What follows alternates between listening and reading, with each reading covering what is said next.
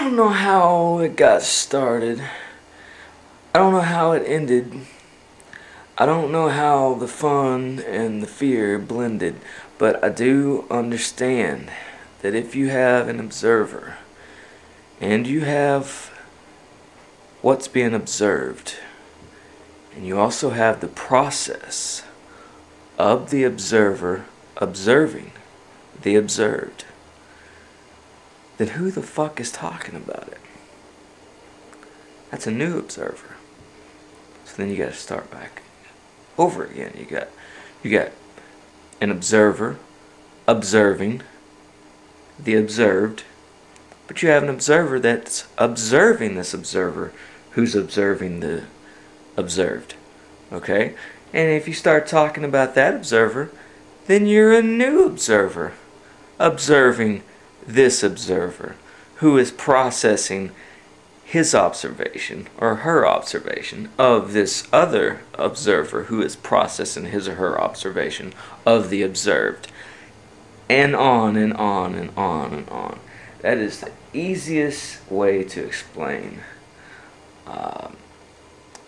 what I'm gonna get into eventually, the radical constructivism, and basically how this is all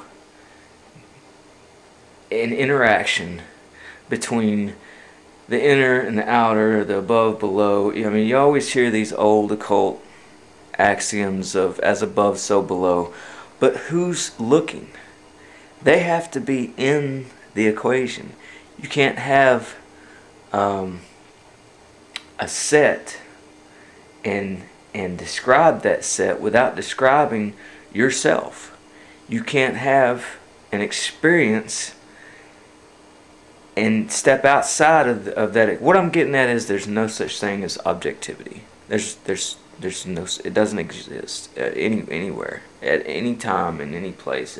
There's no such thing. Everything is subjective. Okay, so if we're all inside of it, and everything's inside of it, and nothing can be outside of it ever, I'm going to try to show that death is not real. There's some way that you can show this in layman's terms, in practical everyday language, but language is part of the problem. Maybe it's going to have to be a picture, an image, or a sound, or something. Words mess everything up. Words, like Burroughs said, are a virus from outer space.